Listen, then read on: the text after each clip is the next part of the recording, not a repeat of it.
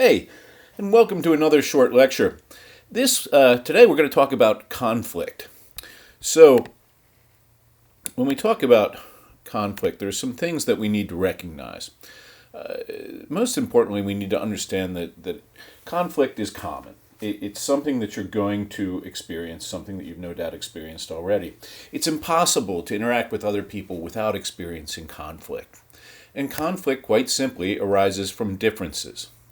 Now, the degree of conflict, how much of it, depends on the stage of the relationship. So, for example, when people first meet, they tend to focus on similarities and they avoid talking about their differences. And so, as a result, when you first meet someone, it's unlikely that you will immediately begin to experience conflict. Over time, however, that's where differences start to emerge, and that's where we see conflicts oftentimes begin. So the degree of conflict, how much we experience it also depends on the nature of the relationship. So for example, if you're involved with someone in a boss and employee kind of relationship, it's likely that you'll have less conflict than you will with, say, your mother, father, or brother, right? If it's a familial relationship. So the kind of relationship you're involved in impacts the type and how much conflict you're likely to experience. Now, unless you limit all your interactions to someone who's identical to you, who's just like you, you're bound to encounter conflict. It's going to happen. But the bottom line is, right, even though you'll experience conflict and you can't control that, what you can control is how you deal with it. So to start off, it's important to define conflict, because understanding the definition of conflict can help us manage it.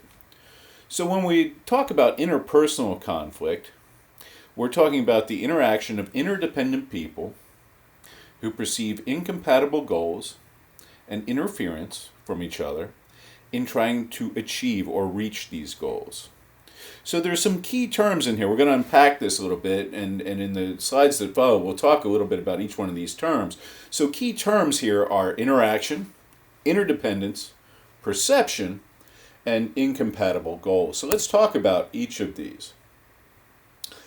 So interaction is a condition necessary for conflict. It's a necessary condition. So without interaction, there is no conflict. So if I never interact with you, face to face, online, what have you, if I never encounter you, if we never interact with each other, then there is no conflict. So we could be angry about something while not communicating that anger. So I might be really upset with you, but if I never interact with you again, then there is no conflict there. Right? So we need to understand that interaction is a necessary condition for conflict. Now, we need to talk about the sort of the confluence or the coming together of conflict, interaction, and thought. And so we focus on the verbal and nonverbal expressions of conflict in this chapter, but we shouldn't overlook thinking in conflict, right? So studies show selective perception is a central dynamic in conflict interaction. And differences in perception in the way you see things influence the way conflict is conducted. So it's important here to think about perception, right? Perception influences the way that you experience conflict. The way you perceive something influences the way that you perceive it. So let's talk also about interdependence. So interdependence is also a necessary condition for conflict, right? And in order to achieve conflict, then, you have to have interdependence. And when you have interdependence, it means that you rely on each other, that you depend on each other, that you're in some type of relationship with one another. So that's why interdependence is part of the definition of conflict that we talked about at the beginning of the lecture.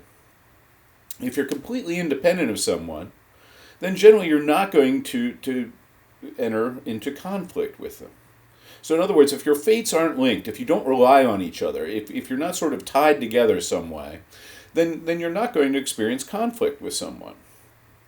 Now, this could be a very sort of abstract kind of interdependence, right? Like you might be interdependent on someone to the extent that you both go to the same school, or that you're both citizens in the same country, or you both live in the same town, right? These are all forms of interdependence, but you need interdependence in order for there to be conflict.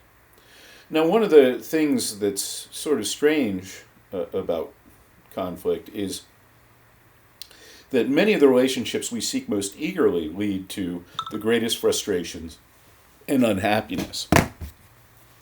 So when you think about it, some of the people that you care most about in the world are the people that you're most likely to argue with, right? So you love your boyfriend or girlfriend or husband or wife, but you're much more likely to enter into conflict with them than you are a perfect stranger.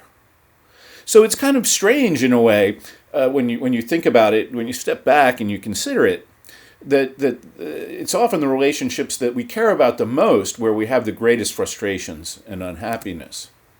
Now let's get back to perception a little bit. So perception, of course, is just the psychological process involved in sensing meaning. So in other words, perception is how you make sense of things, right? Now it's important to recognize that we can experience conflict when we think we have incompatible goals with someone else.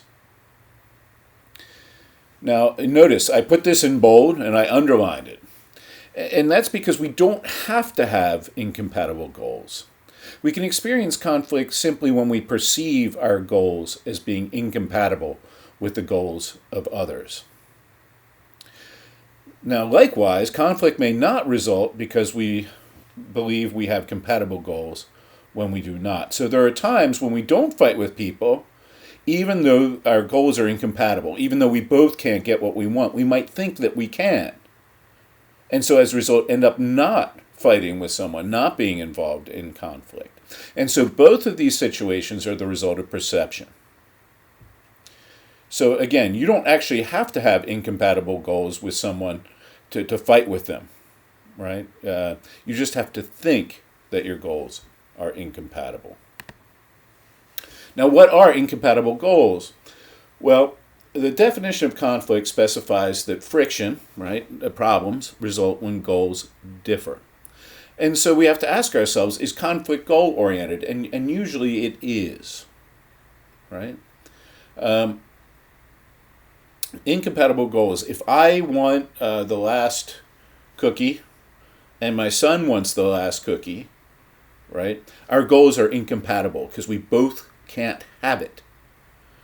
So an incompatible goal is one that two people or more than one people can't reach, right? Because if one gets it, that means necessarily the other one can't have it. So, for example, the cookie scenario. Well, a lot of the conflict in the Middle East over Israel, right? The folks in the Middle East have been fighting the Israelis and the Palestinians over the same piece of land for decades. Now, their goals, the reason that they're fighting, the reason that there's conflict, is because their goals are incompatible. They both can't have the same piece of land, right? Neither one can own it exclusively at the same time, right? And so this creates an incompatible goal.